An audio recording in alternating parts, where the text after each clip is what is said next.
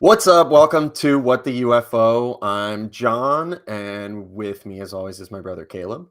Hi, what the UFO? How you doing today, man? Good. Amped up. How about you? Okay, so today we are going to be counting down 19 of the most compelling mass sightings of UFOs, and just kind of taking you through what happened in each one, and then picking them apart a little bit and I don't know, trying to draw some conclusions. Yeah, what do you think, Caleb? You want to just jump right into it, or is there anything else you wanted to talk about first? I want to say we're being a little fuzzy about it. We didn't pick a specific number of people at which to start the threshold. So some of them are not, super mass. Others are the most gigantic.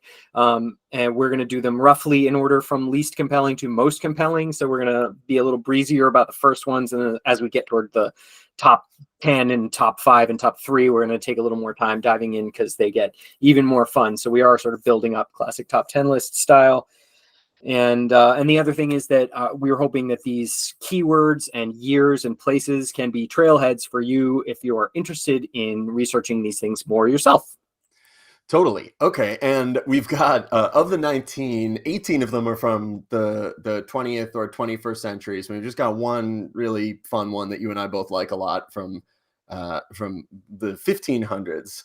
I guess before we start the list, let's talk a little bit about why we want to talk about mass sightings and what's so interesting about them. And I'll start. And I don't know, two things. One is that it's very interesting to me that there has not been one in quite a while. I think the most recent one we have on our list is 2008. That could be considered a true mass sighting, hundreds or more people seeing these things. That's interesting to me because I do feel like it would change the narrative here if we were to have something akin to some of these sightings we're going to talk about happen today. I also, for me personally, this was a turning point for me reading about some of these mass sightings and specifically the Belgium wave from 1989. I didn't realize when I was first diving into this world in more depth that there were sightings like this where there are hundreds of witnesses concurrently and sightings that go on for a really long time, in some cases, several minutes, and that persist and come back. I didn't really know that kind of sighting happened. So when I read about the Belgium wave, it was like a holy shit moment for me. Yeah, same. Also, when you get a mass group of people, you have naturally a wide swath of different kinds of witnesses. So you have total randos, but you also almost all of these cases are going to have authority figures of some kind, a lot of police, a lot of pilots, and then a fair amount of military professionals too. So that kind of cuts through the bullshit of could we really trust that report? And gets to this yeah, everybody sees this simultaneously and people of all kind. And then it usually comes with other sorts of signals like radar or radar. Yeah, a lot of times jet fighters are scrambled. I think something else that's so interesting about these and that's fun about the list that we have here is that they're all over the world. They're not just focused in America, and a bunch of these cases take place in countries that are way more transparent and open about researching UFOs, like France, and we've got Brazil in here as well, and Tehran and New Zealand. And that was another light switch moment for me, was just seeing how many other countries have looked at in such a professional, organized manner at these things and for how long. Yeah, and how they handle it is interesting. And then one other fun thing about it being a mass sighting is almost all these mass sightings get investigated by the feds. The feds of one or more countries produce some kind of report, which at some point gets released when it's declassified, usually 30 years later. The only exception to that is our fun one from the Middle Ages. But every other event on here was investigated formally by a federal body. So people write things about it and they have documented findings. And that also means that all of these come with hilarious wrong explanations for what they could be. So not in every single case, but in many of these we'll say, here's what they proposed it might be if it wasn't UFOs. And those answers are always ridiculous. Yeah. Okay, great. I guess that then one last thing that I think we both like about talking about mass sightings is that we were talking when we talked about the DC wave a couple weeks ago. Um, we were building around this question of like how the hell do we lose the thread on this? Like, Mm. why? How is it possible that hundreds of people or thousands of people can see these things over a course of like months or, one crazy night even, and then we just like move on as a society? That question is, I don't know. We're not gonna like come up with an answer for it today, but like it's maddening and it's like a scab that I'm always gonna want to be picking at.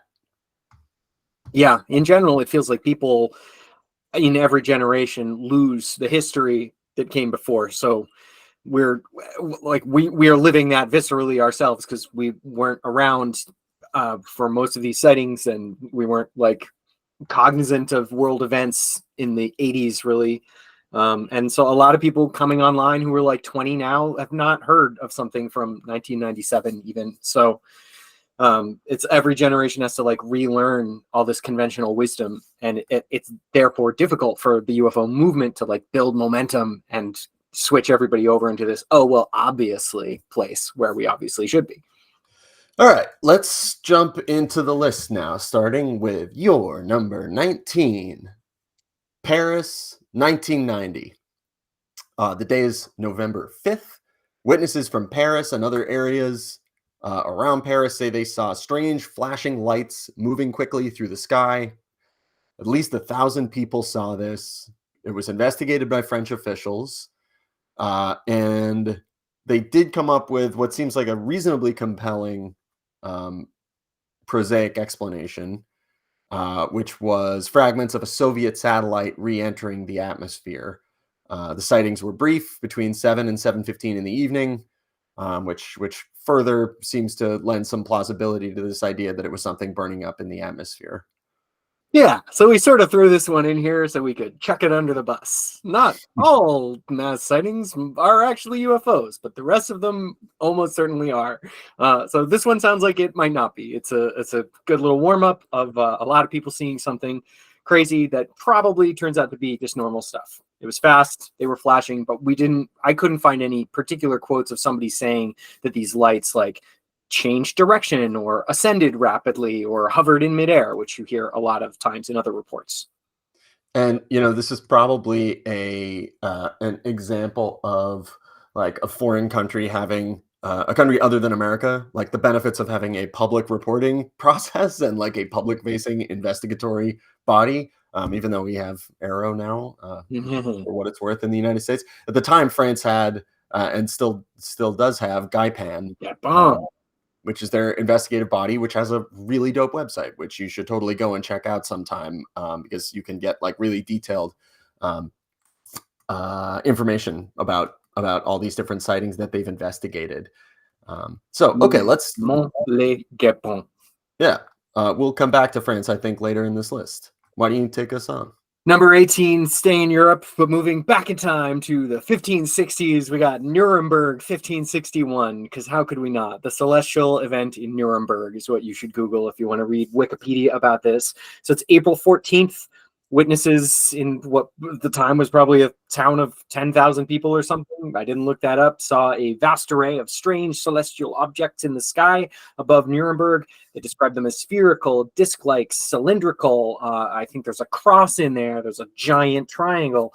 And they were said to be engaged in dramatic aerial battle, moving in complex patterns, apparently engaged in combat somehow, and some emitting smoke and fire. So this is all written up in a broadsheet, which was not a newspaper, I learned, but was a one-off publication, basically like a pamphlet that was printed on one side with a wood printing, and then it would have been like widely distributed. Aw, thank you. And hung up in public places like taverns. And apparently this is the method that they used before newspapers existed to get like important events on record and distributed through the community. So this one page comes with a bunch of text, which you can read the translation of online. The whole last paragraph is like, repent, you're not repenting hard enough. Yeah, it's God. God is very angry at us, is the Yeah. conclusion here. And a lot of people reached that conclusion. They were very scared that this was a sign of divine wrath and like the apocalypse was upon them. And we should say that there are a few other events. I don't off the top of my head have years for these, but there are other prints out there that look strikingly similar to this. So this might not have been a totally isolated incident. Yeah, dude, it's so crazy. The illustration is bananas. The description in the broadsheet is so like odd that it just I don't know. It's hard to imagine somebody just making it up because it's like so specific and strange. I like especially that the cylinders are like shooting out the spheres at some point. Mm. A bunch of the spheres land on the ground and then sort of like burn and like desiccate and disappear according to the report. Um, and then one detail from this that keeps coming up in other sightings that I think is really interesting is that they describe it as these lights coming out of the sun, that like it or Mm. these ships or originate like in the sun or like in the path of the sun, and then they sort of like grow and come out of the sun. And that's something that I've heard in like lots of other UFO reports. Hmm. Have you noticed that also? No, not really. I Look see for stuff it. about like objects that separate and then come back together, but I Yeah, haven't seen this thing coming from the sun a lot. it's something I've come across a bunch of times, and this is one of them. Well, So we yeah, should say then that the skeptical read on this is that it might have been some kind of solar flare event, or like sundog like thing, a solar storm, which sort of sounds plausible until you get to the smoking balls that fall on the ground, which makes yeah, them a pretty important part of the story, I think. I think so too. Um, And you can see in the broadsheet, the illustration includes some plumes of smoke coming up where these things hit the earth. So it's really fucking crazy. It's also kind of fun to imagine aliens agreeing to have a star fight on a planet where nobody was advanced enough to bother them yet. Yeah, let's talk about that for a minute, and then we should move on. But like, that's one of the other things that's so intriguing and like just num num num about this particular sighting is that what they're describing is a battle. They're describing like a space Mm. battle, Mhm. or like a dogfight. So like, let's just like riff for a minute. Like, what is going on? What could possibly be going on there? Yeah, and why would they come here? Like, were they both here maybe, and it was a turf war? Like, we Yeah. would like to control this area, and we would like to control this area, and so let's like meet over Nuremberg and hash it out. Do they want to just like, were they testing some technology and wanted to like Mm. see how humans might respond? Um, Maybe like to see if we had the capability to send up anything into the sky, just like Uh, do a bunch of shit and see if we do anything.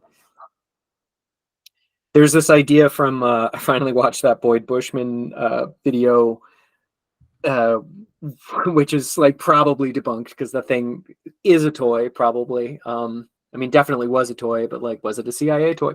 Anyway, he mentions this idea of like wrestlers and wranglers, like basically a good guys and bad guys of UFOs. That there are like aliens out there who like are generally benevolent, and then there are some that are like just here to steal shit and mess you up. And maybe this was a case of like the local alien governance encountering some like wrestlers who wanted to fuck shit up, and the alien cops protecting us with their heavenly auras.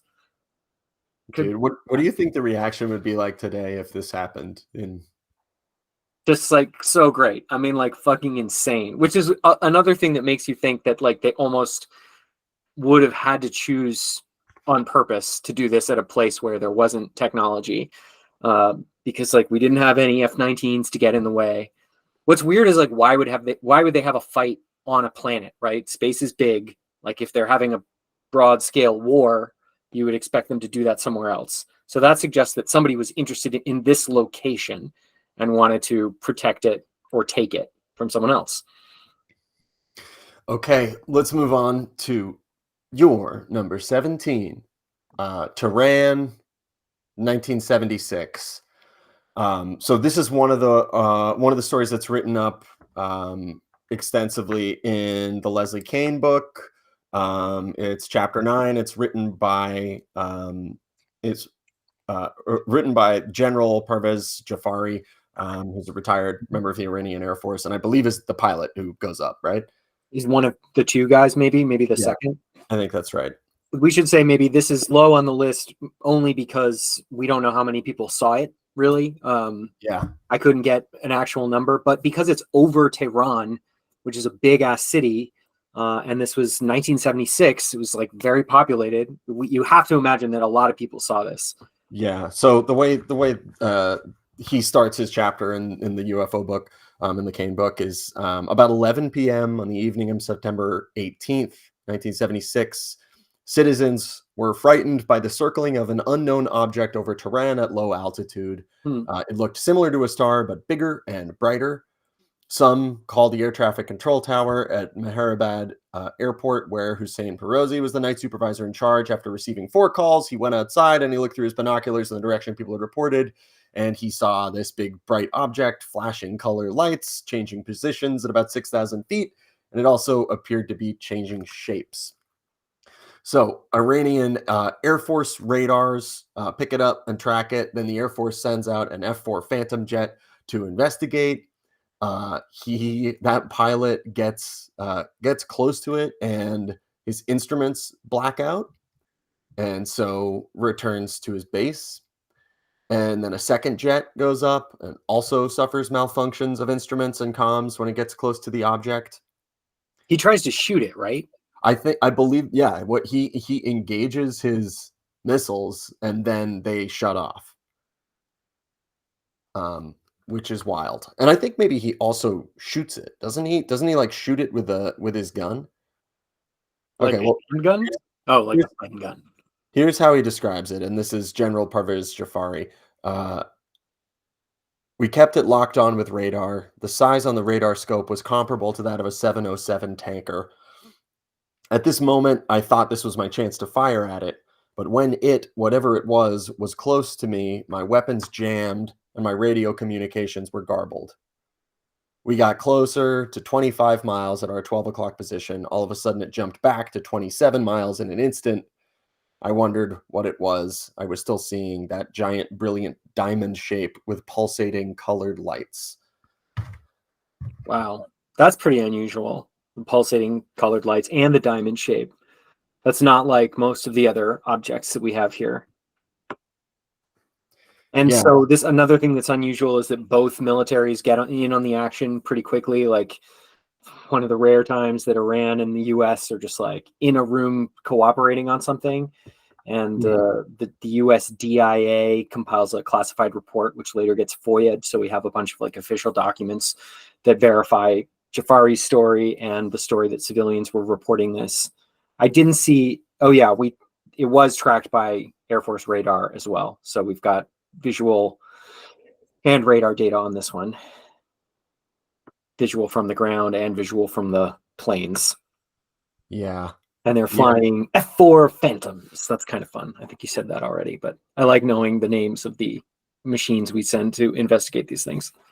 I like one last detail from the pilot's write-up is he says one of his regrets is that he did not, in all the excitement, did not think to just try to radio them and ask, who are you? What's going on? Yeah, that is totally the kind of thing you wish you did later. Yeah. So this is another great sighting. You've got civilians on the ground, and then you've got like multiple military witnesses, radar operators, pilots, studying it from like different perspectives over a prolonged period of time, right? It's got to be like, I don't know, it's several minutes, right? I mean, it's got to be an hour or something. I'm not sure exactly what it is. Yeah, to scramble jets and chase it. Yeah. This should be higher on our list. It's an accident of history that it's this low, but it's worth checking out more. Yeah. Well, I mean, it's not, when we talk about mass sightings, there are some that are like, hundreds of thousands of people that see it. So right. Yeah, this is a high quality sighting, but it's not necessarily a mass observation. So this next one is reported by at least hundreds of people. It's new to me. It's a Canary Islands sighting. June 22nd, 1976. Multiple UFOs reported by hundreds of witnesses across the Canary Islands. A large spherical object or objects emitting bright white light. Actually, two reports that I read had conflicting answers about whether there were multiple UFOs or one UFO. So citation needed, or do your own research. Apparently, Hynek was interested in this one. He was around at the time and looked into it. You had physical and electromagnetic effects on this one, as in like radio and TV waves got disrupted, and a lot of people noticed that. The Spanish Air Force investigated and then released a declassified report eventually. They rated it unexplained, and they acknowledged that the reliable witnesses, including several Air Force officials, were describing something that they couldn't identify. So the sightings were corroborated by both civilian and military personnel, including pilots and air traffic controllers. Witnesses described an array of lights performing extraordinary maneuvers, and this is notable for the number and credibility of the witnesses and its official investigation. Canary Islands, 76. Very cool. I also had not heard of this one.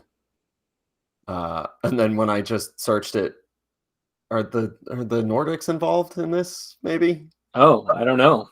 I didn't see anything about beings in this one. Okay. But maybe there were adjacent sightings other times in the Canaries nearby, or, you know, like within the range of a couple years. Because a lot of this stuff, a lot of the remaining sightings are part of events that sprawl out over like a few weeks or months or years.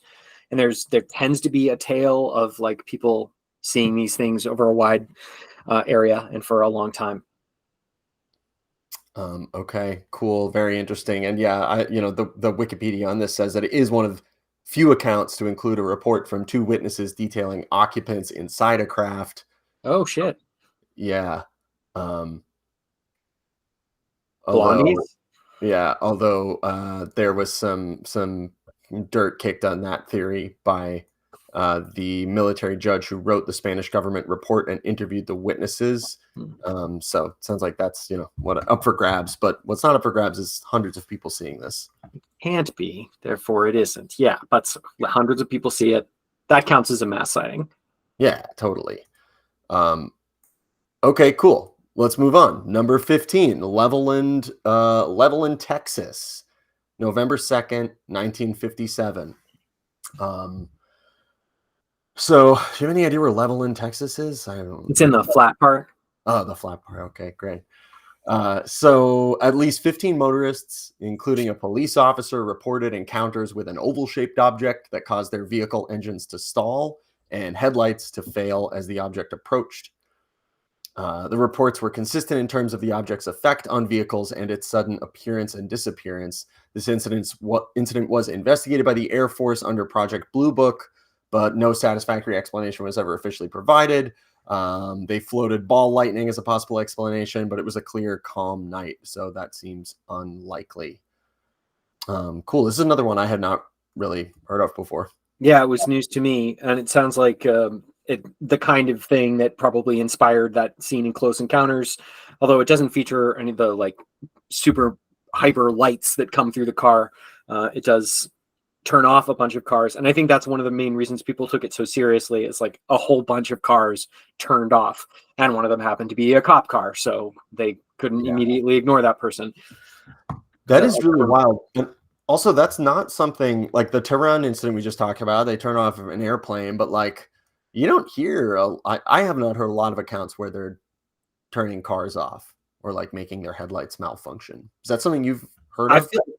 I feel like it comes up a fair amount, but usually in isolated cases. I feel like I've heard a bunch. I can't point to any specific ones, but I've never heard one that's this many cars at a time.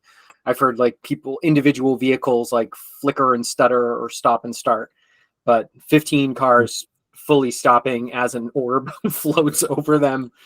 Yeah, that sounds like a really weird event, and also just like super unlike any human technology. It sounds like teenagers to me.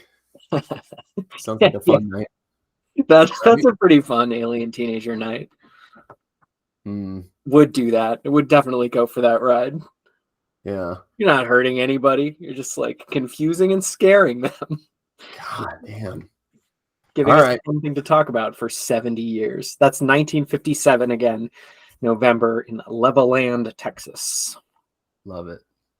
Number 14, the Kaikoura Lights in 1978. This event is December. It's off the coast of Kaikoura, which is in New Zealand. A cargo airplane crew witnesses unusual lights here. The lights are following the aircraft. This is unusual and fun because the lights get filmed because there's a television crew on the aircraft. And so they grab their cameras and start rolling tape. And so you get both ground and airborne radar confirming the presence of the objects, which they couldn't explain as an aircraft or atmospheric phenomenon. And then you get visual and radar and filmed data about it. So then because they film it, they air it on TV. And there's like a big debate. And skeptics suggest squid boats, planets, or stars, but none of these match up with the radar data or the dynamic movement of the objects. Really interesting, cool, and another, just multi-source sighting. I love that there were just TV cameras nearby. That's wonderful. This is also just a couple months after the Frederick Valentich sighting or encounter in New Zealand. This is the young pilot who's flying over the water and like calls into the radio tower and says that there's like a massive craft above him. And then have you not read this one or heard about the Valentich? Is this a sad one? Yeah. Eventually he's like talking to them and being like, you guys, is there an airplane up there? And they're like, no, dude. And you can read the transcript of this. And he says then it gets like right over him, and then there's like metallic noises come over the radio, and it cuts out, and he's never heard from again. Fuck.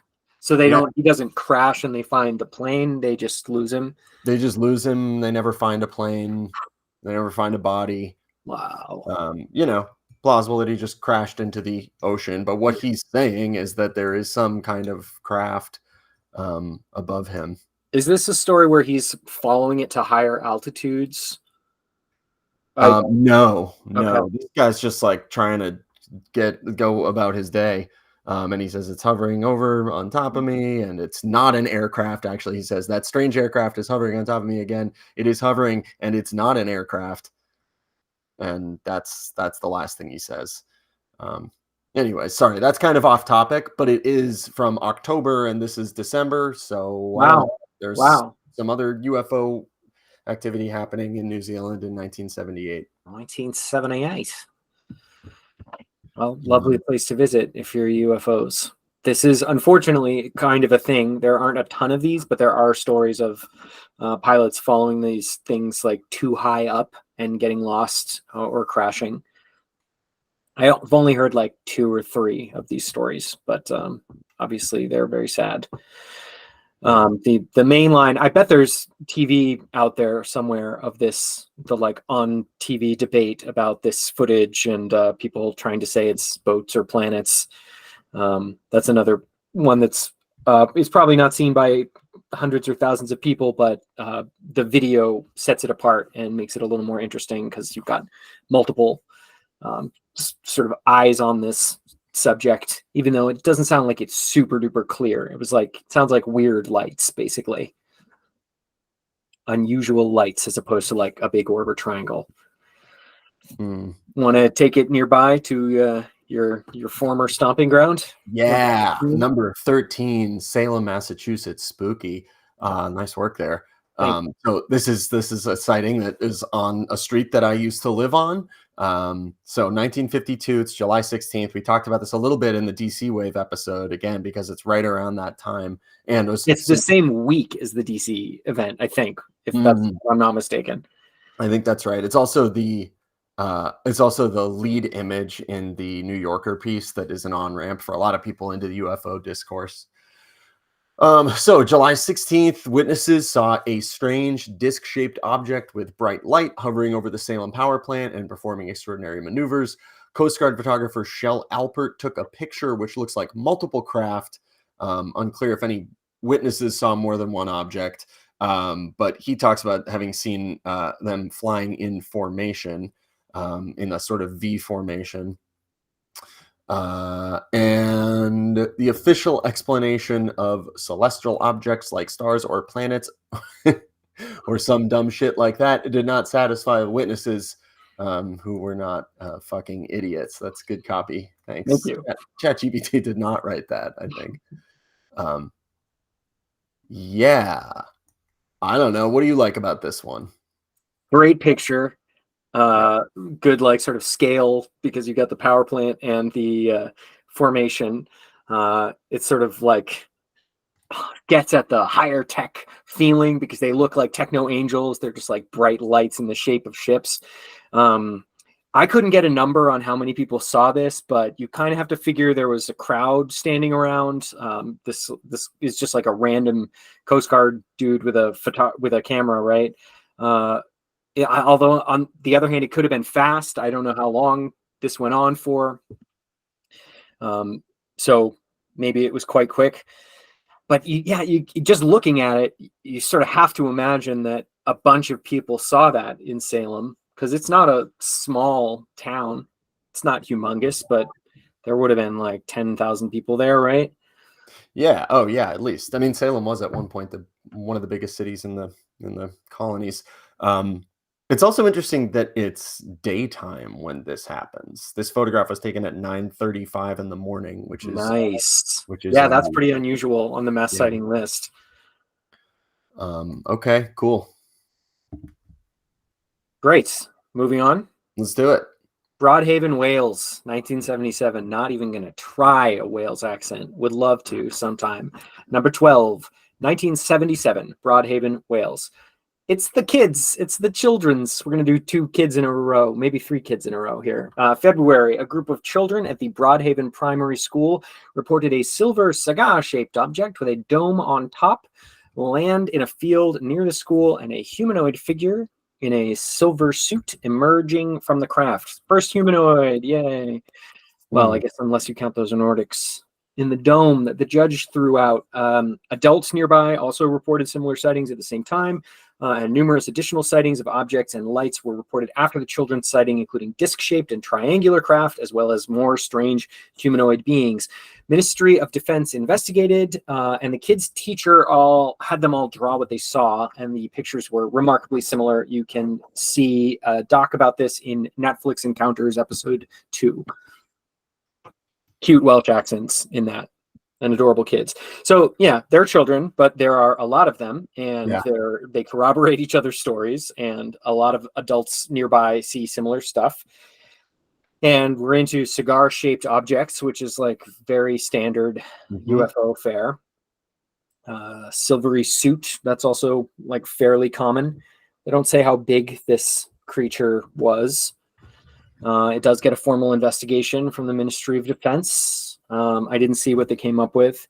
We should also maybe say that this is in like a triangle of weird stuff in Wales. There's like a sort of a mystic triangle. I forget. It might even be called the Broadhaven Triangle. I forget. I'm sorry. But it's like an area where a lot of other weird shit happens, and that goes way, way back to like folklore and magic and fairies and demons or mystical, mischievous creatures. Stuff comes out of the sea. Weird beings appear. There are a bunch of other cool stories in that Encounters episode of like very tall, creepy beings who like follow people. Or there's one where like a woman sees one at like the 2nd story window of her house, and it's like a spooky giant. There's a Men in Black story from around this area of 2 like weird humanoids showing up and like trying to talk to people and seeming like eerie non-human twins. So a lot of strange stuff happens in this area. Yeah, that's really interesting, and also interesting that that it was seen by so many kids, and that none of them have ever recanted and said that they made it up. Yeah, to our knowledge, and that's getting closer to this time. These kids are like basically my age. Yeah. So we should find one of them sometime. Very interesting, and as you said, the Encounters episode about it is really good. and features that bit where a woman says she saw a cigar-shaped UFO disappear into an island, where like Yeah. a rectangular door opened up in this island and the UFO flew into it, she I says. spent some time trying to find that island on Google Maps. They Yeah, probably scrubbed it because they work for the spooks. But I looked. You listen, can look. It's like a famous spirit island. uh-huh. That's To my another knowledge, episode. they don't have like a tourist business around that, but they probably should. Yeah. All right, so the next one is also kids, but it's kids on the other side of the world. Crikey. Okay. Your number 11, Westall, Australia, 1966. April 6th, 200 students and teachers reported seeing an unexplained flying object descend into a nearby open field, then take off over houses and disappear. The event remains one of the most well-documented school-based mass UFO sightings. Is this also covered in Encounters, or am I thinking of the New Zealand one, or the The Zimbabwe Zimbabwe one? one. Yeah. I don't remember this being in Encounters, but Okay. I No, could have just my accents scrambled. all right. I've just read a bunch about this one elsewhere. So a large silver disc-shaped, hovering or moving in controlled manner. Some claiming it landed in a paddock. Some witnesses said that it was accompanied by several smaller silvery objects flying in formation around it, and that the main object emitted a bright glow and a humming or buzzing sound. The sighting lasted for several minutes in front of hundreds of people, students and also some teachers at the school, and then it disappeared from view. Later, some witnesses claimed that military vehicles arrived, but the Australian military did not issue a statement. And in 2010, the Australian Department of Defense released a batch of UFO documents, some of which referenced Westall in correspondence between officials and civilians. But it sounds like no official explanation of what went on in that paddock. They seem to like fields and paddocks. I presume Yeah, a paddock is like a field, but with animals. I believe a paddock isn't it a like fenced in area in which horses can Frolic, run around? get abducted and mutilated and stuff. Yeah, that sounds right. Mm, So again, interesting for the sheer number of people, 200 kids, also with their teachers. So it was even more convincing, I think, than just like one class of 15 kindergartners or something seeing something. This is like a couple hundred people watching something at the same time. Also kind of mysterious that the DoD doesn't issue a statement. And it doesn't seem like anybody even tried to explain this at the time. let's see. I've got some explanation here. No, never mind. That's a dead link from Wikipedia, actually. Yeah, I got nothing. But according to at least there's some article here that they're trying to link to in the Herald Sun from Melbourne. Westall UFO incident was actually government radiation testing, reports reveal. Reveal. Interesting. Yeah. Okay. Looks like this article is no longer on the internet, though. But at least some attempt at an official explanation. / disinformation. And this was what? It was a cigar shaped? No, it was disc. Okay, large silver disc. Yeah. Controlled manner. Testing radiation on your nearby paddocks. Moving Yeah. right along then into our top 10. Yeah, let's do it. Let's get into our top 10. Number 10, Night of UFOs, Brazil, 1986. May 19th, air traffic controllers and pilots observed more than 20 unidentified objects on radar and visually. Brazilian Air Force scrambled jets from Santa Cruz Air Base in Rio de Janeiro and Anápolis Air Base in Goiás. The objects demonstrated superior speed and maneuverability, evading the pursuing military craft. Classic. Brazilian AF held a press conference and head of AF Defense Command issued a statement. He went on later in his life to call for disclosure and said in 2002, this is the head at the time of the Air Force Defense Command in Brazil, went on to call for disclosure. And in 2002, he said every year the Brazilian Air Force collects a book's worth of UFO encounters. At the time, it was like 90 that year, over 90, he said, but they can't release them. And he would like them to do that, or he said that he would like them to do that at the time. And we can link to this interview he gave in 2008, still beating that drum and saying there's no reason not to tell people about all this shit we're seeing that we don't know what it is. So that's notable because it's a whole bunch of objects.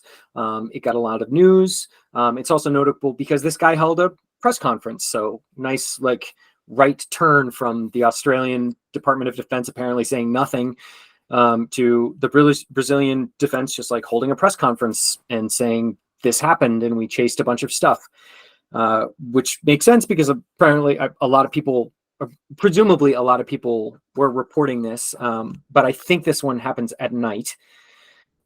So I appreciate this general's candor. I don't know if he was a general. Sorry, I don't have his name yet. It's Brigadier General Jose Carlos Pereira. Okay, nice. And he also writes a chapter in the Leslie Kean book. Oh, great. Yeah, and just as some context here, like Brazil, really large country, has a deep history of UFO sightings and also UFO research happening both within the Air Force and like other parts of the government. There's like declassified records that show that Brazil has been looking at this stuff for a long time. And yeah, just flipping through a little bit, they scrambled its most experienced pilots, the Air Force's most experienced pilots in F-5 and F-103 jets to try to intercept the objects. He goes out of his way to point that everything was spotted by both aircraft radars and the radars on the ground, which is interesting.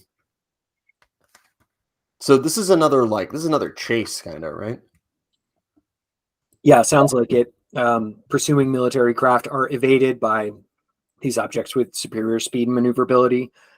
Super classic. And that's, at this point in 1986, that's been happening for 40 years. Wow, that's really interesting. Did you was there anything about like civilian sightings of this too when you were doing your research? I didn't see anything that specifically said that. More than 20 objects, you kind of have to figure, but I don't want to go out on a limb and just guess that. Yeah. We are going to roll right into another Brazil sighting in the next one. Oh, great. If you want to do that, we can just pick it up. Sure, let's do it. We'll go back in time for number 9, back to 1977 in Colares, Brazil. So this is another prolonged set of sightings. Numerous sightings over several months. The Brazilian Air Force investigated secretly at the time under codename Operation Saucer, Operação Prato, and released the files in the late 1990s and early 2000s. So residents reported bright lights and flying objects, mostly at night. Again, 77 over a period of months. Numerous locals experienced injuries from lights emitted by these objects, including burns that were examined by local healthcare providers. The military investigation was led by Captain Urangue Bolivar Soares Nogueira de Holanda Lima, Captain Holanda, who gave interviews about the events later and described advanced silent flying crafts capable of rapid maneuvers. Sadly, the captain died by suicide in 1997. So this one definitely does have public sightings. It happens in a bunch of different places in Brazil. And civilians are seeing it and military members are seeing it. Probably before the more open approach of the late 80s, they kept a little quieter, and maybe they didn't want to scare people because this is, I think it's the only one on our list where people get hurt. Yeah. Kind of, I don't know much about the recent Brazil sightings here in the early 2020s, but it kind of seems like UFOs are dicks in Brazil. It sort of seems like that a little bit. Maybe there's a different kind of vibe going on with whoever's down there. So they described beings coming out of these things and hitting them and burning them, and people were very scared. I didn't see any reports of deaths, but a fair amount of injuries. I don't have a number. Yeah, Jacques Vallée says that there were deaths. Oh, geez. Yeah, according to Jacques Vallée, and I'm doing the terrible thing of just reading from Wikipedia now, just the worst kind of content. But according to Valet, a number of individuals were reportedly killed as a result of the lights fired upon them by the UFOs, and that injuries were consistent with radiation effects from microwaves. Hmm. Other ufologists, wow, okay, and that's from Jacques Vallet's book Confrontations. Hmm. And then other ufologists claimed that the lights from the UFOs sucked blood from 400 people. You ever heard about that before? The lights sucking blood. Nope, that's total news you're breaking for me right now. Very interesting. Okay, cool. What? Rabbit hole. Fuck, Yeah, really. Like, we could do a whole episode about blood. Let's do it. Okay. Wow, very strange. All right, should we just roll on? Yeah, I guess I just want to put a pin in. I didn't investigate. The death of the captain. It appears he hanged himself using a belt of his bathrobe. There was some indication that he might have been like overwhelmed and stressed about this particular incident, and that it made him really sad and upset. I haven't heard any like conspiracy bunny holes about that, but he did give interviews, it sounds like. So maybe there might be audio or video out there to find of him talking about this and these craft. I didn't see from anyone else a description of the craft. So the whole source of silent flying crafts capable of rapid maneuvers is Captain Hollanda, as far as I understand, but I haven't read the Valet. Apparently, there's a 2,000-page military report that was compiled that featured 500 photographs and 16 hours of film. Whoa. That the Air Force reportedly that the Brazilian Air Force saw with their own eyes. And ufologist Daniel Rebiso Geis claimed in his book Vampiros Extraterrestres na Amazonia, let you do the translation there, that several military personnel suffered nervous breakdowns while others went completely insane during the course of the investigation. Cool. These aliens sound like assholes. These particular visitors are not chill and sound bad.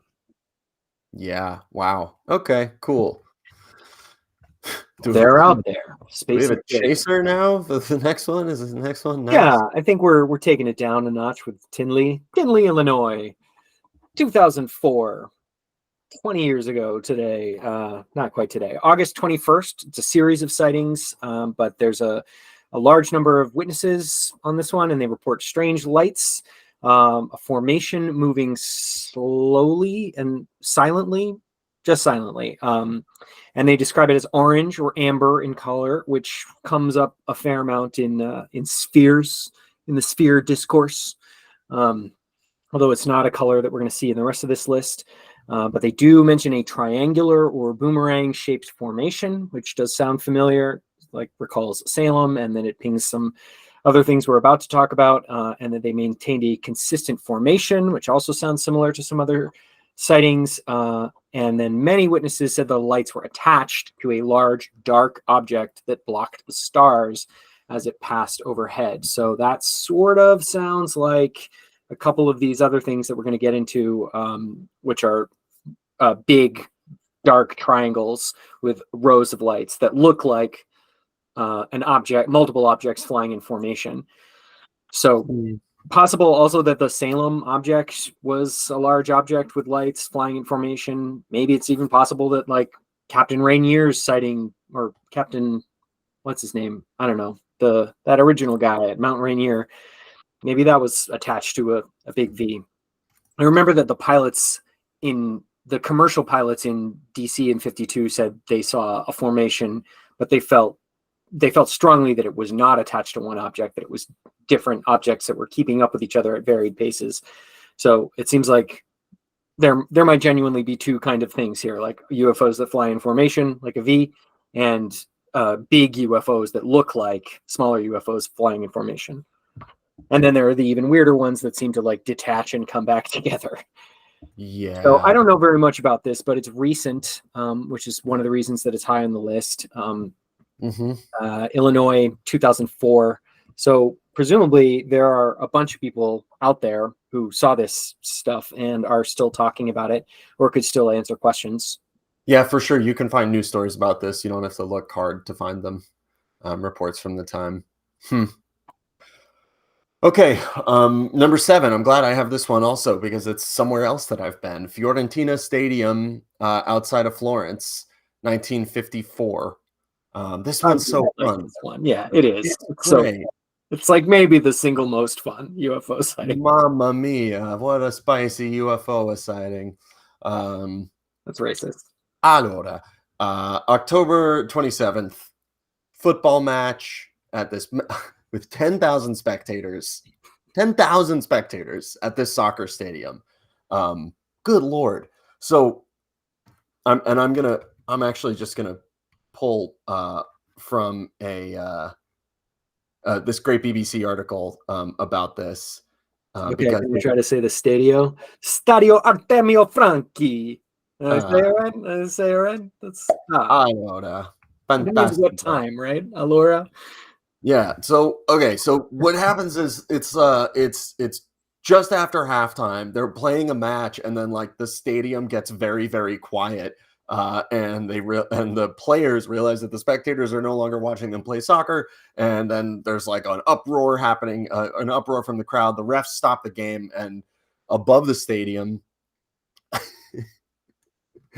okay, above the stadium is a an egg-shaped or cigar-shaped object zipping around above the stadium, and angel hair falling from the sky, also just described as glitter. Angel hair also is just a fun search term. If you've never come across that, it's a wild Wikipedia read also. So, okay, one of the footballers on the pitch, Artico Maggini, it was, I guess, a very popular player at the time, and had played at the World Cup, says, "I remember everything from A to Z." Excuse me, is that not okay? It's pretty It fun. was something that looked like an egg that was moving slowly, slowly, slowly. Everyone was looking up, and also there was some glitter coming down from the sky, silver glitter. We were astonished. We'd never seen anything like it before. We were absolutely shocked. So, another thing that makes this sighting really fun is that they get the glitter. They collect some samples of the angel hair, and study it for. They check the chemical composition and find boron and silicon, not typical of spider silk. And I guess this was also part of a larger wave that was happening in Europe around this time in 1954. Good Fabulous, Lord. Fabulous. I don't remember if they finished the game. Do you remember the UFO eventually leaves? It's like a So few yeah, minutes, so maybe. another fan who was there, Gigi Boni, says they were moving very fast and then they just stopped. It all lasted a couple of minutes. I would like to describe them as being like Cuban cigars. They reminded me of Cuban cigars. Um, Wow, yeah, that's interesting. He said they, and he said moving very fast, whereas that first player said slowly, slowly, slowly, it is like an interesting. egg. Yeah, yeah. And they both say that they remember very clearly.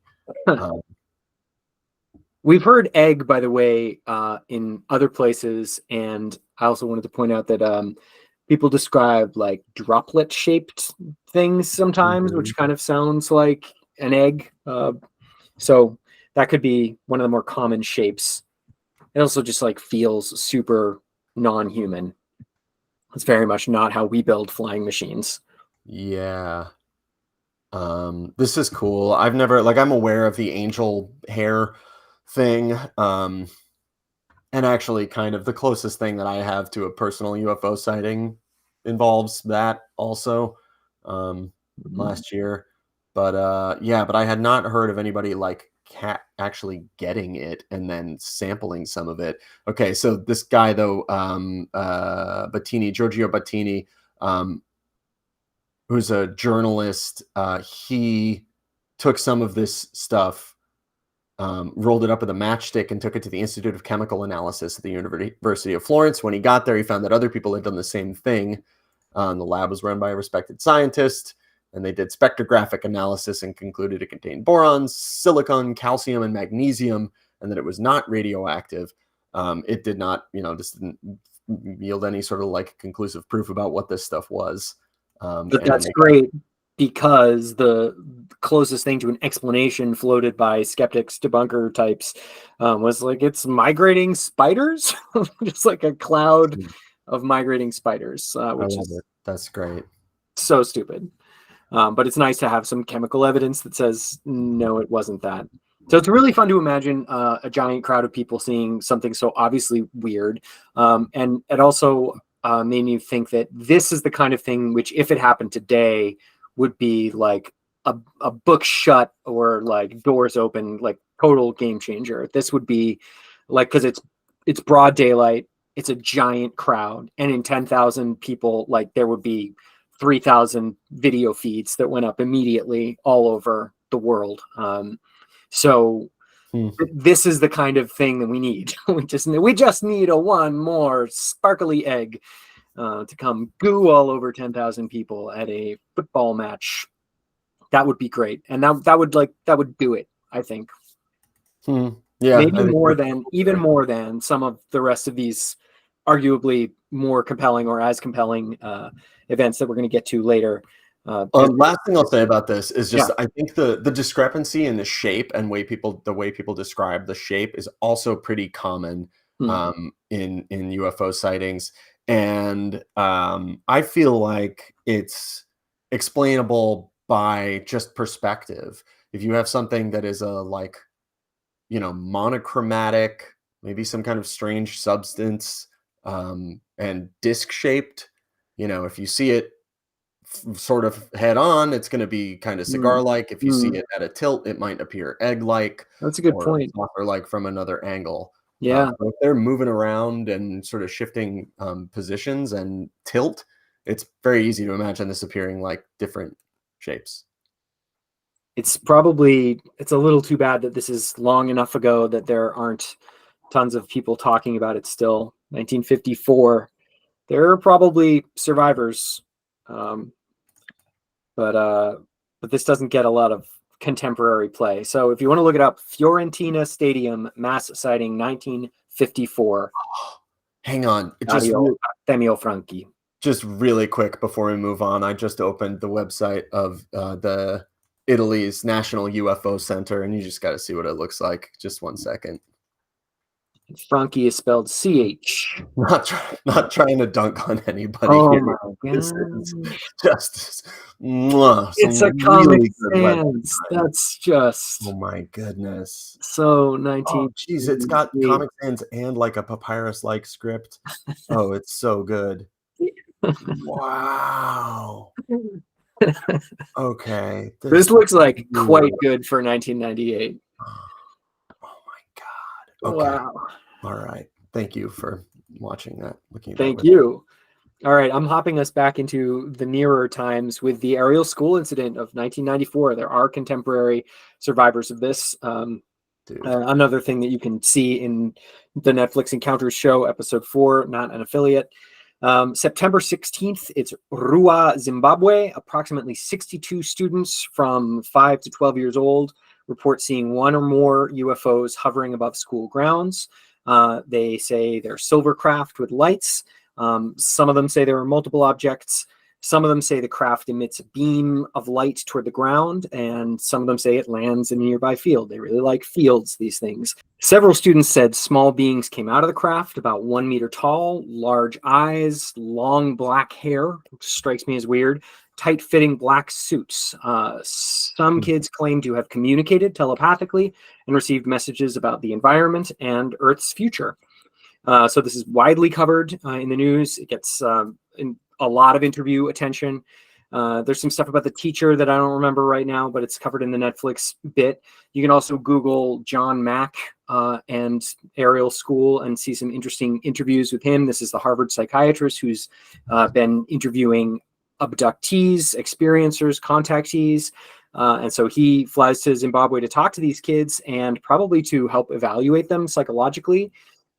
So the news I read said psychological researchers, possibly including him, concluded that the kids were not likely making this up. And I think if you watch the Netflix Encounters show and see them as adults, you'll probably reach the same conclusion. They seem grounded and normal, and they seem like they remember it clearly.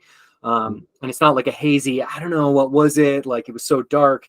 It's like, yeah, I saw this weird thing, and I saw it with 60 of my friends, except for that one weird kid who sort of decided it was a psyop or just like doesn't want it to be true. Yeah. Man, yeah. I mean, this one's wild. This is in the rightly very high on our list. Um, yeah, it's also another, and it's the Encounters episode is totally worth a watch. I've like a few people who are like UFO curious that I've shown it to have been like pretty blown away by this episode. Um, yeah, I think it's really interesting that the kids have never recanted it, and also it's an example of except that one guy. It's another example of like people like having their lives screwed up by seeing a UFO, and like it's really not something that people like want to have happen to them. Mm, And what I really like about those interviews that they do on Encounters is like that really comes through the just like psychological toll that it took on these people to have seen this, um, and to then be bullied because of it. Or in one case, one of the witnesses has never told her husband about it until she agrees to take part in this documentary about it, because she didn't want him to think that wow. she's crazy. Yeah. Um, yeah.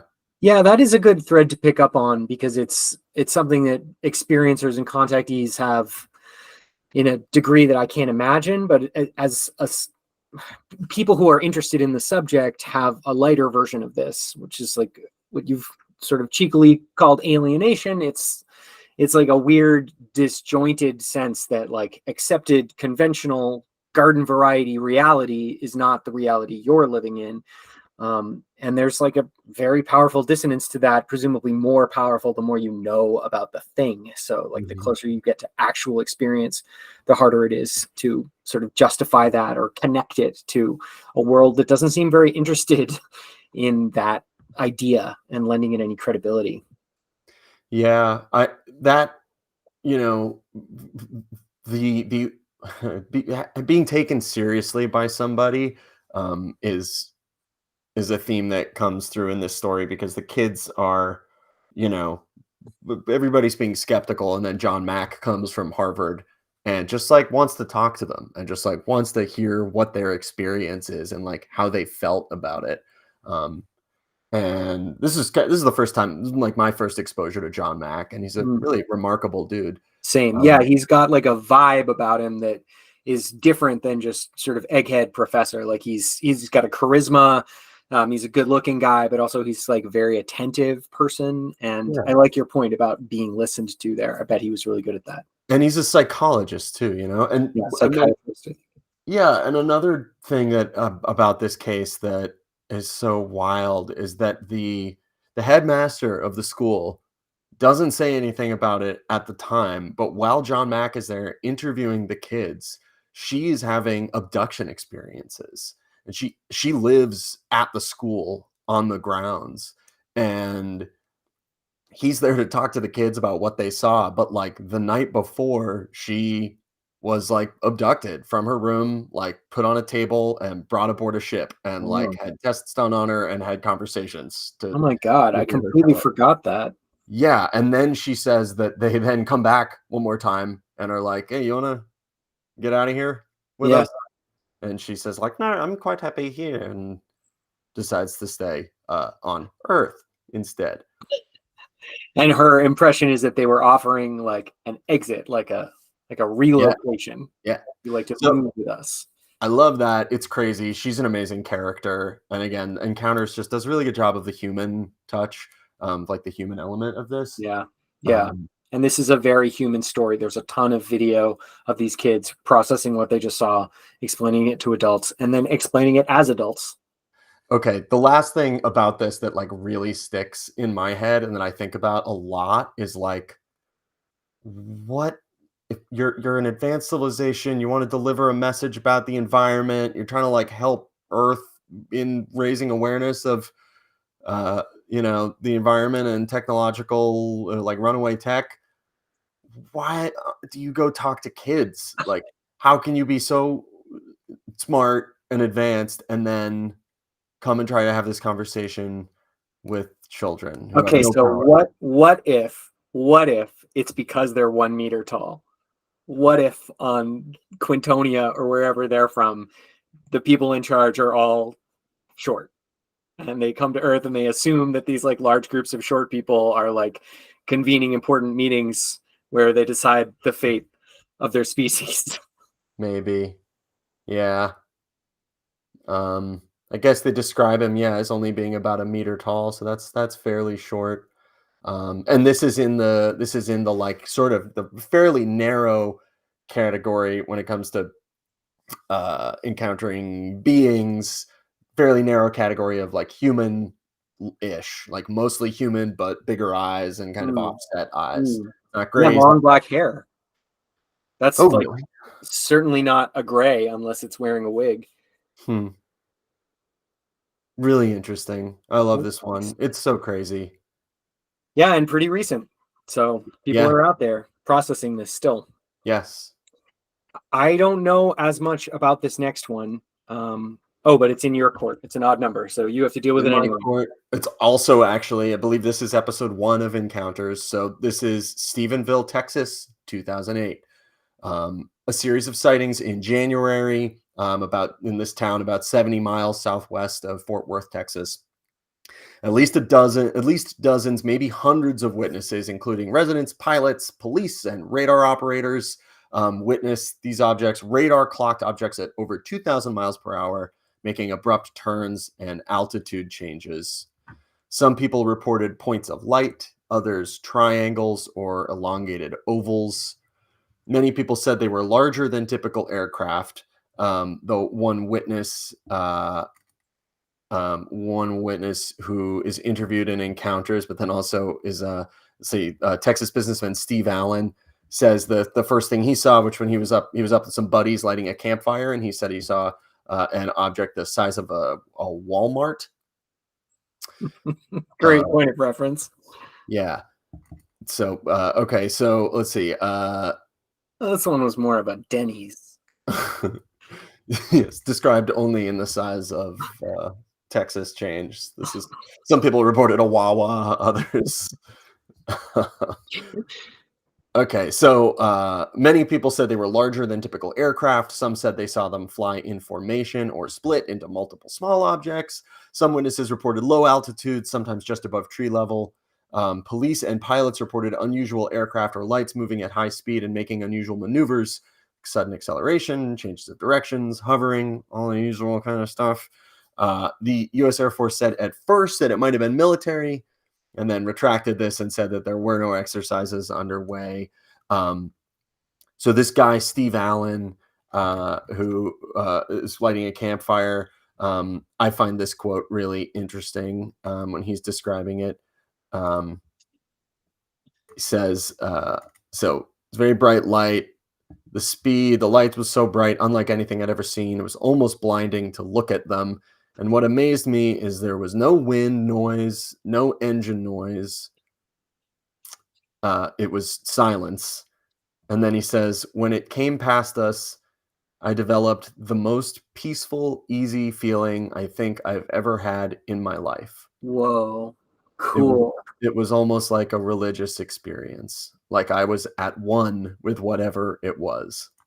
Wow, that's so interesting, and it reminds me of the giant sighting that was in World War II. Those pilots that saw like a supersized Foo Fighter that looked like it had like a row of portholes. We talked about it maybe being like a pleasure cruise because Mhm. everybody that saw it felt this like wave of just feeling good sweep over them. Yeah. Um, and he then says he saw two F-16 fighters come screaming after it. Right. So presumably he did not feel at one with the F-16s. Yeah. And that's lends credence to this idea that it's probably not a an exercise because they were chasing it clearly. Also, I remember from the Netflix episode that somebody gets like data. I don't remember from whom, like maybe from the FAA or something, or from NORAD or somebody that like that was tracking some of this movement. And I think after he gets this data, they stop releasing data like this, so you can't get that now for similar sightings. But he uses that in a way to sort of like to map the movement of these things. We could also say this is the most recent of our sightings of the whole list. This is the thing that happened the most recently, 2008. It's shortly after the advent of the smartphone, but to my knowledge, there's no photo or video of this. Did you see anything about that? I have not, no. So this guy, he Steve Allen reports it. He's a great, like, just grumpy Texas dude, and he's like, I don't care if anybody thinks I'm crazy. I know what I saw. And he like goes to the newspaper and he reports it, and then that causes a whole bunch more people to come forward. And after just a few months, they had 300 locals around Stephenville reporting a large delta-shaped UFO, and it became a national, international news story. It's covered by NPR, CBC, New York Times, LA, CBS News. So very, very widely covered. And and if you want to go deep on this, the Encounters episode pulls witnesses from around town to other people. Cool. Felt. Recent, probably people still alive. Everybody, hopefully, almost everybody is still alive who saw this, so we might hear more in the days to come. It's also recent enough that we might still be in sort of like classified territory on some of the military information about this, and maybe in the next 10 years we'll get a declassification. All right, let's move. All right, number 4, we'll kind of breeze this because we did a whole episode on it, but Washington, D.C., 1952, multiple sightings over 2 weekends, air traffic controllers from high security airports who felt sure that they were looking at metallic objects on radar. People floated this idea that it was a temperature inversion. In fact, that's sort of what the Air Force told people. But the radar operators felt very confident that it was not that they would know what that looks like. Reasonable to expect because it's DC that like at least hundreds, maybe thousands of people saw these bright lights above both the Capitol building and the White House, which again is a super weird place to be, not likely to be experimental tech. They do scramble some fighters to go chase them, probably Lockheed F-9 starfighters, F-94 starfighters, I think. Starfires, excuse me. I've enjoyed looking that up. It's a goofy looking plane with a very cool name, a Starfire. One of the controllers at Andrews Air Force Base described seeing an orange ball of fire trailing a tail. And it's not a fleeting glimpse he gets of this. He watches it, make abrupt changes in direction and altitude. And the Air Force, after telling the public in the largest press conference since World War II that this was probably nothing to worry about and just temperature inversions, then behind the scenes tells the FBI that they think these might be craft from other planets. So that's all just fantastic. It's number 4 on our list because it's the capital of America. It's seen on radar and with eyes. Then planes go chase these things and they can't keep up. So you've got multiple angles on these objects. I don't have a ton about civilians seeing him from the ground. I think that it's nighttime and it doesn't. I haven't seen anything other than that fireball about the shape of these things. They're mostly just described as lights in the with the starfires. Do you have anything to add about DC? I don't. I guess I don't. We talked about it so much.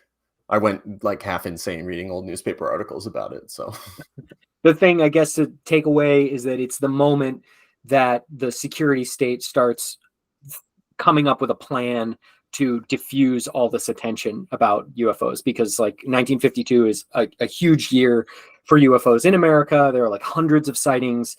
And it's getting to the point where it's very distracting for the Air Force, but also they're freaking out internally about like controlling public anxiety around this subject. And so like after 1952, you see them start convening panels and like assembling plans to more aggressively debunk and like minimize Yeah. sightings, and they start passing these laws or like internal codes that make it illegal or like punishable by whatever internal mechanisms they have in the military and intelligence communities to tell Americans that they've got unidentified sightings.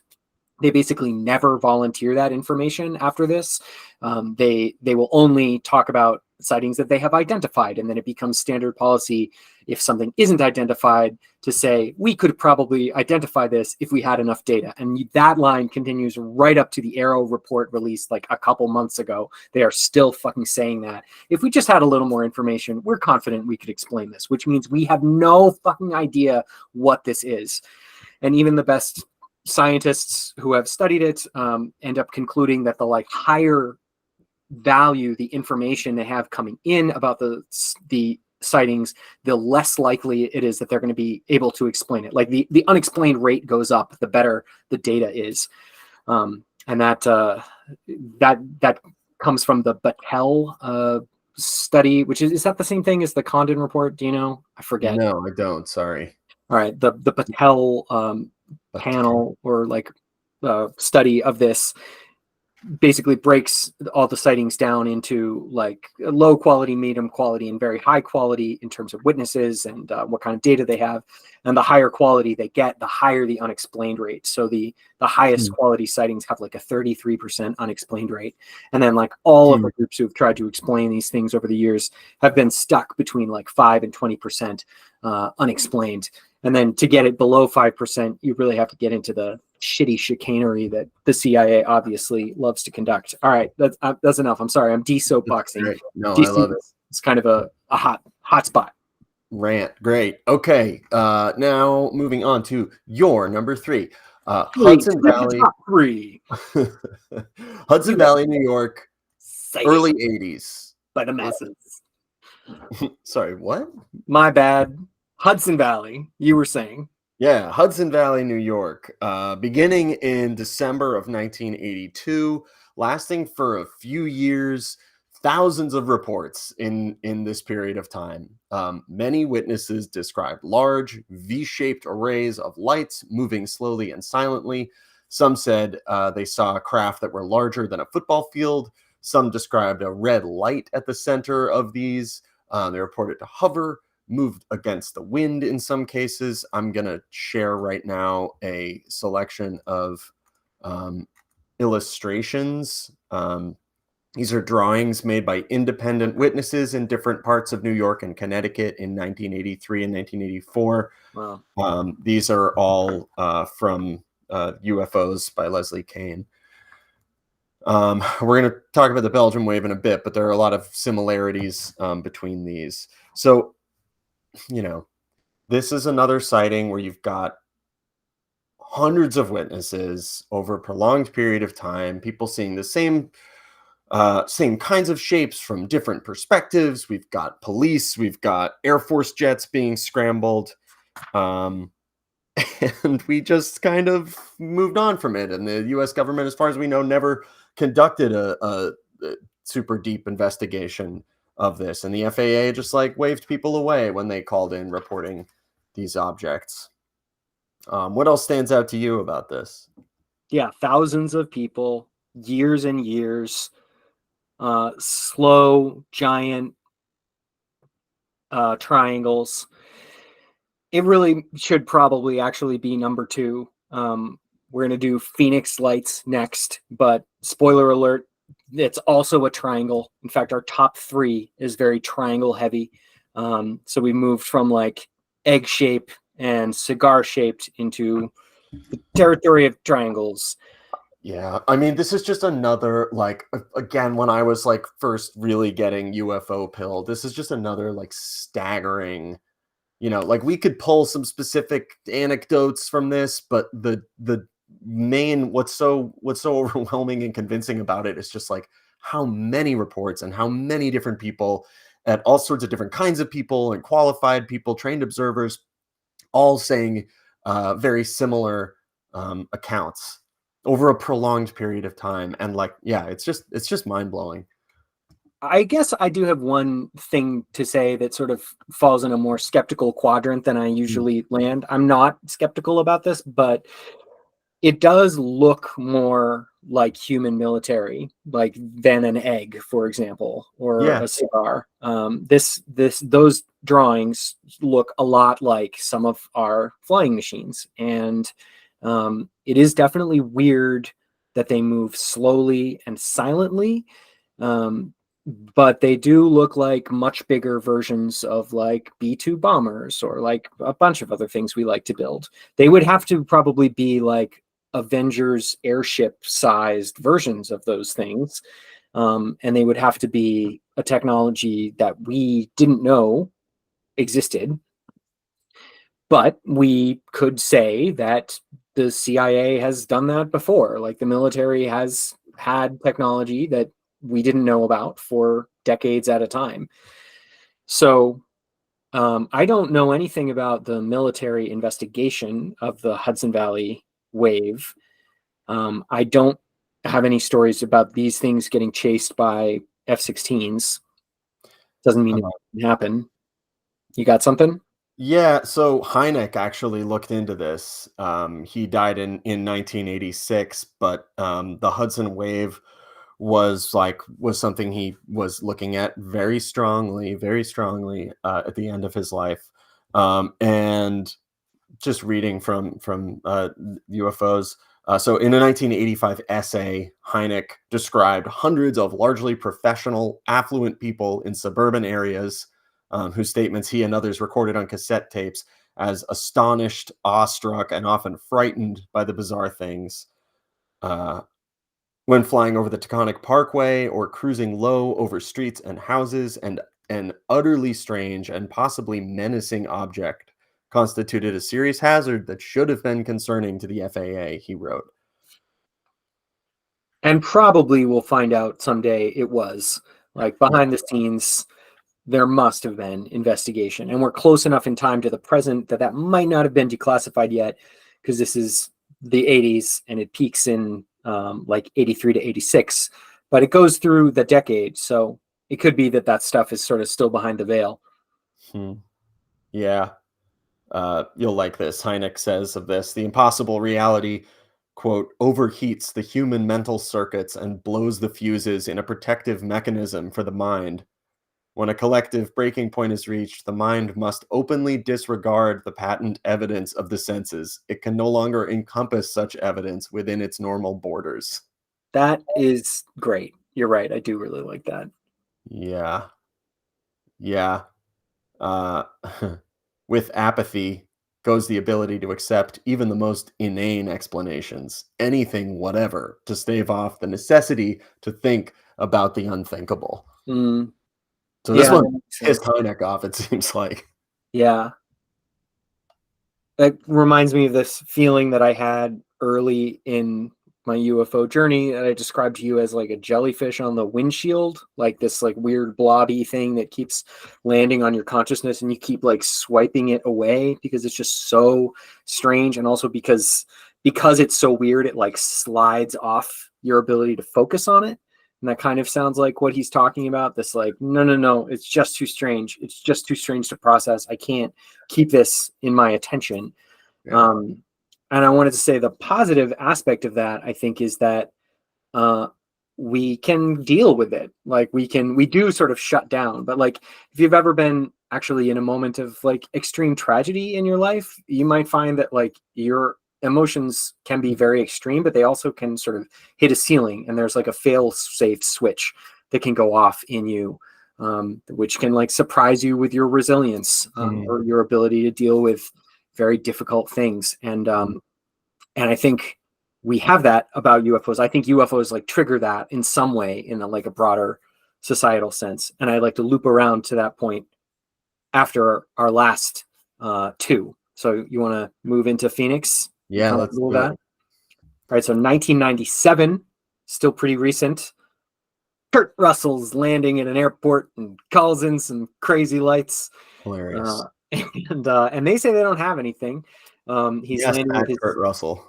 what was that? Yes, that Kurt Yes, Russell. that Kurt Russell, presumably as a machine gun strapped to his chest.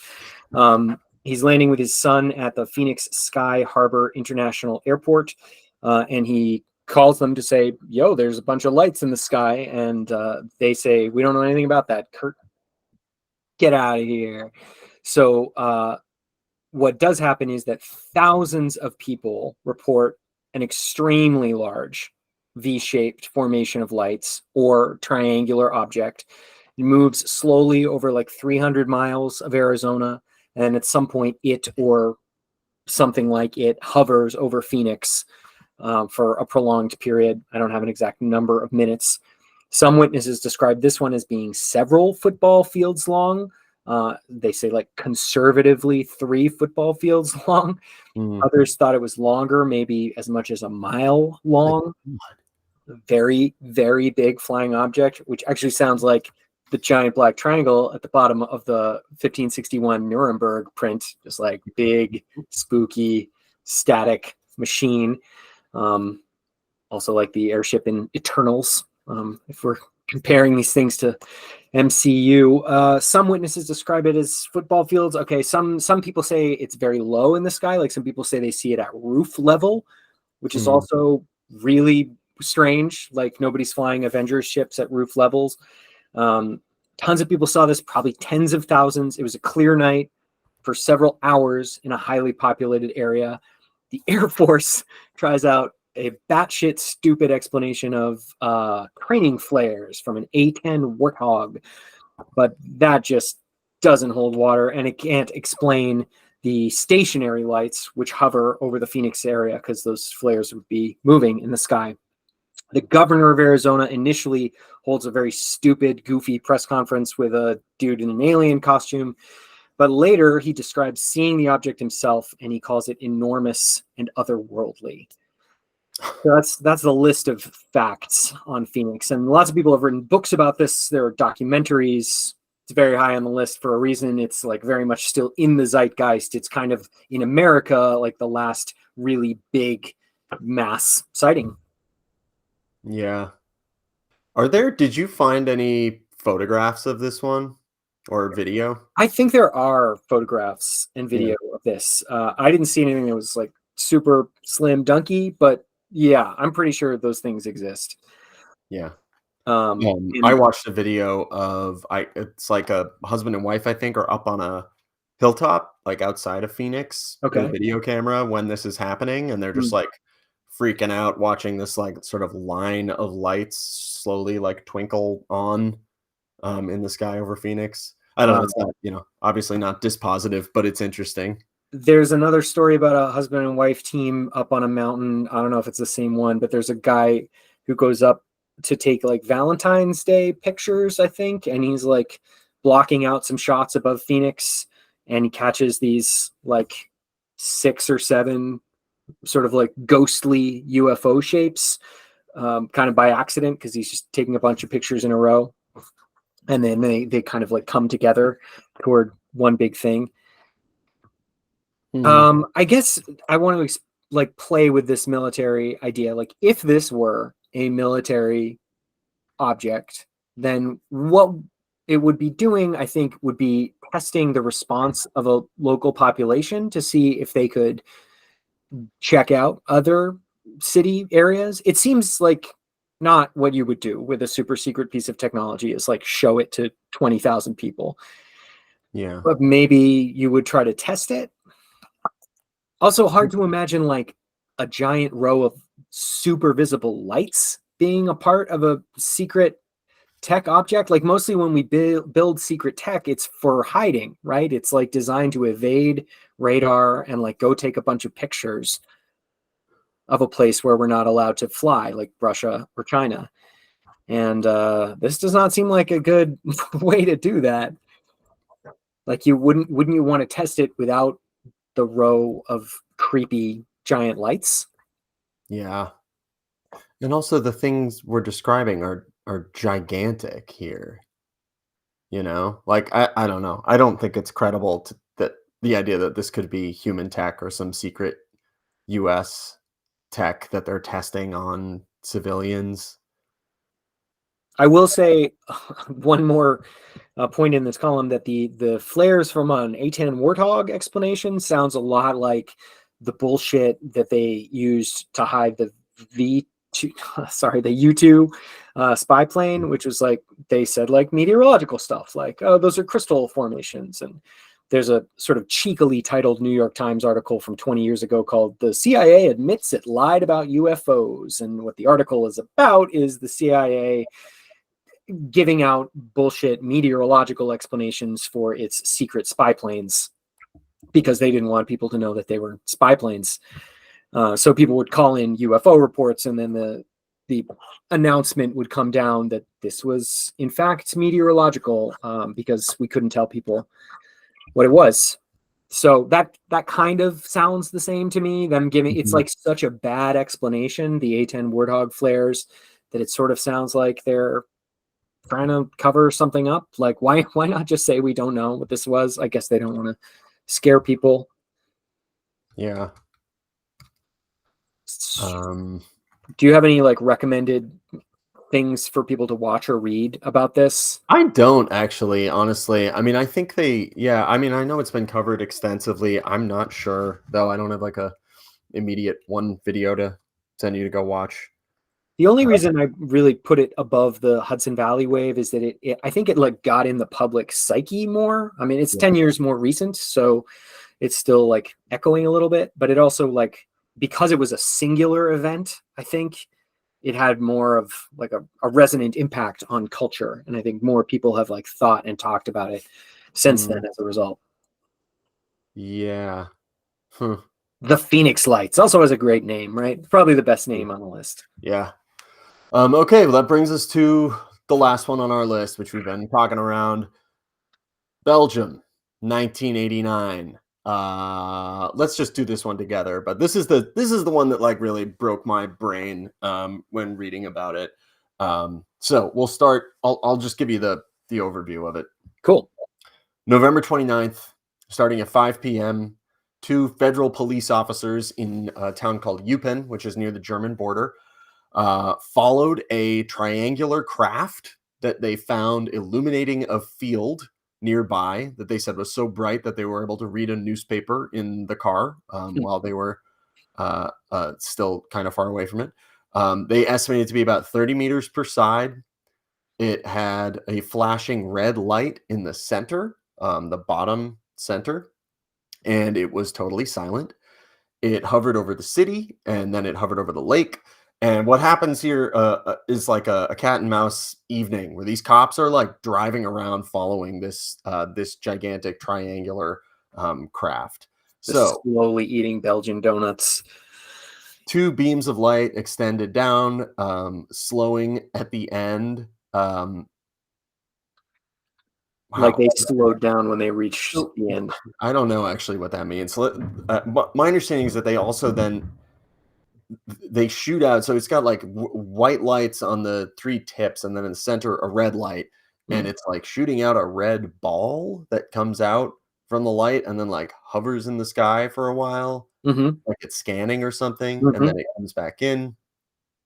So the officers, this repeated several times, and then the officers saw a second triangular craft that tilted toward the ground. This time they were able to see some rectangular windows along the top. 2 other officers also saw the craft, said it was about 75 meters above the ground and made a hissing sound as it dimmed its lights. They saw it deploy a red ball from its center, which flew off behind some trees. The red ball thing also happens in the Hudson Valley wave. Oh, I didn't know that. Which was a few years earlier. Yeah, that's that rhyme. And important.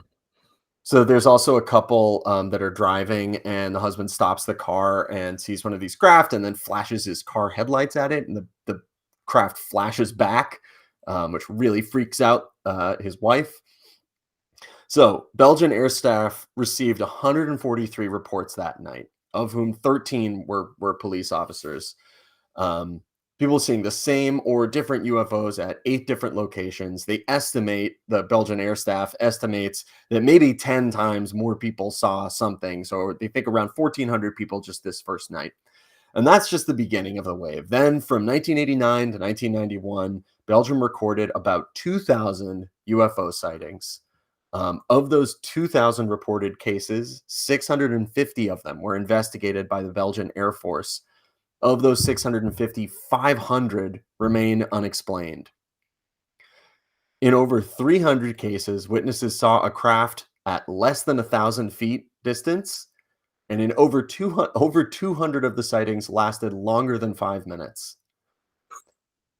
So, research ufologists often, I think the heuristic is that 1 in 10 people who see something are going to report it. So they estimate that maybe 20,000 people saw a UFO during this wave. And you can read all about it from the Belgian Air Force general who was in charge of the investigation. What else stands out to you about Belgium? That Belgian Air Force general being so transparent was part of like a broader response from Belgium.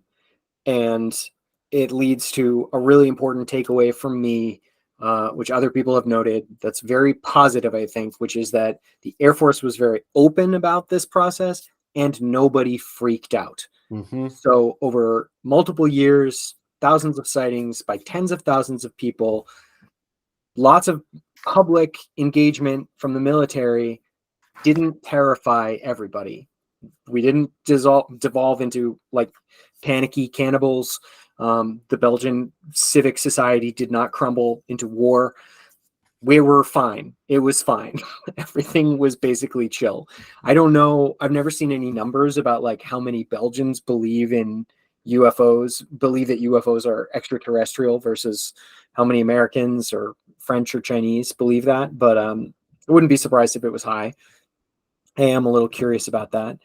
That seems very positive. And it's here at the top of our list because of the sheer number of sightings combined with the persistence of the appearances and the depth of the research. So a lot of these Air Force investigations involve, I think, F-16s. Is that right? That they scrambled? I'm not sure what kind of jets they were. And none of them got anywhere close to these things, which is also weird because the triangles are described as being pretty slow. And some of them are triangles, some of them are rectangular, and there's a few sightings where people say it appeared to be an aircraft carrier turned upside down. Just massive, massive objects also, which was another thing that blew my mind in reading about these. Is like they're not all little flying saucers. Some of them are humongous. Ginormous. Yeah, this sounds like an armada. That's what we're describing here. Yeah. There's also okay. Go ahead.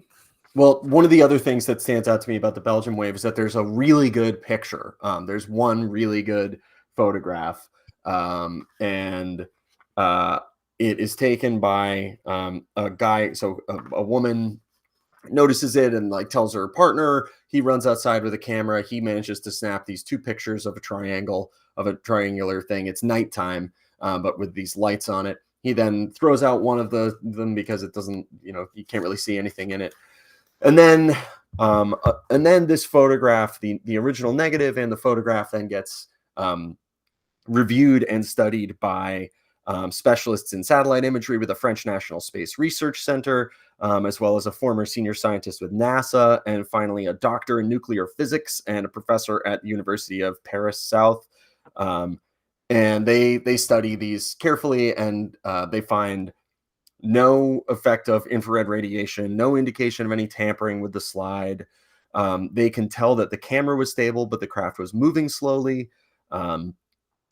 And they can tell that the middle light is very different from the other three lights.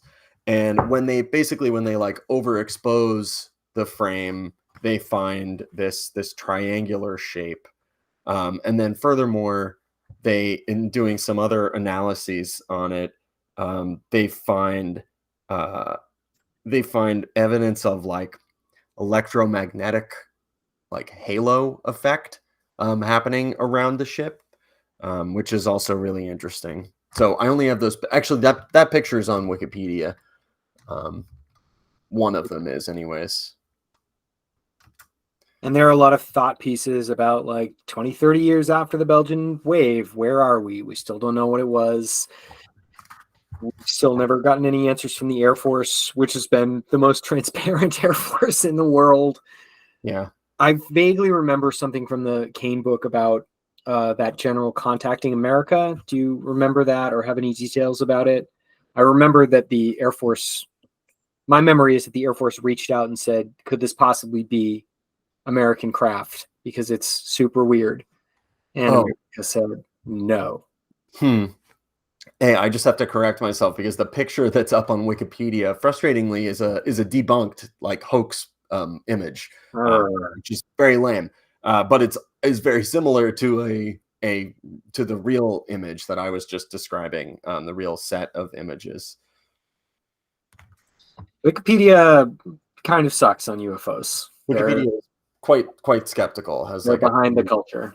native skepticism there, which is fair because it's unbelievable. But like, yeah, They should be more neutral though. They I will say they have some good pages about like just lists of sightings. Reported UFO sightings is a pretty decent Wikipedia page, but they lean pretty heavily toward hoax explanations. The Roswell page is not great. It's like this was Project Mogul. yeah, So Belgium doesn't get a whole lot better. yeah. Thousands of people, years and years, giant triangles, super slow. Debunkers have suggested maybe very quiet helicopters for giant Sure. triangles and squares. And Yeah. anybody who saw this was just like, no, that's ridiculous. That's Yeah. absolutely not what I saw. As is so often the case, people coming up with these explanations clearly just weren't there. Yeah. They're grasping at straws.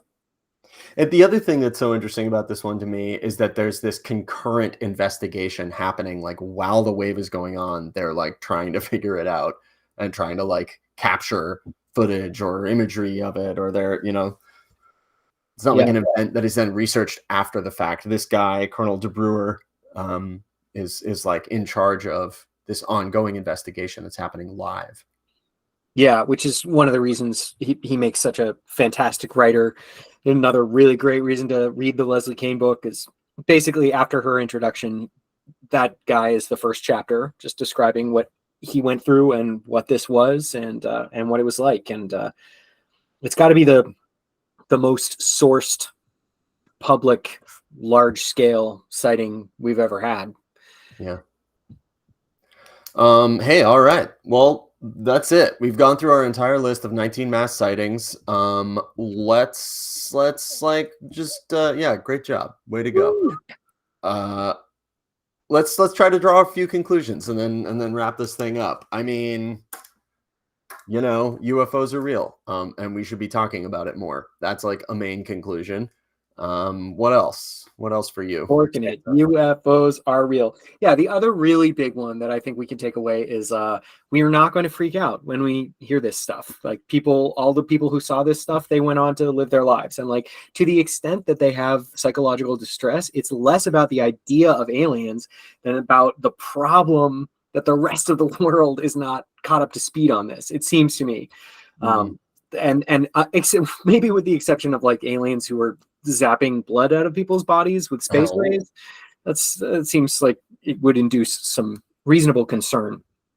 But that's another big takeaway. And the countries that were more transparent, it just seems like a better way to run a business. Like we should not be hiding so much of this, and we should not be so scared that people can't take it, because we clearly can take it. We're ready.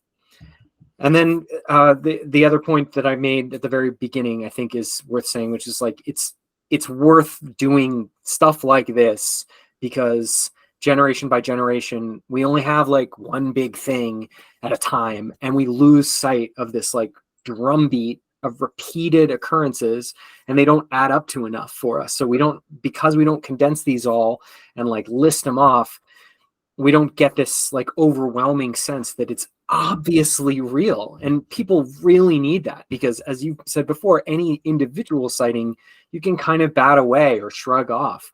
But when you look at a giant list, even just of individual sightings, but let alone a giant list of things seen by tens, hundreds, thousands of people, it should become impossible to ignore.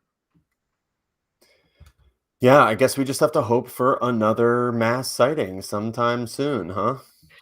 It does seem like if it happens, when it happens next, we will get more information about it. If it's just like a row of lights, that's going to be tough, though. I think it kind of needs to be like the stadium thing where we see an egg.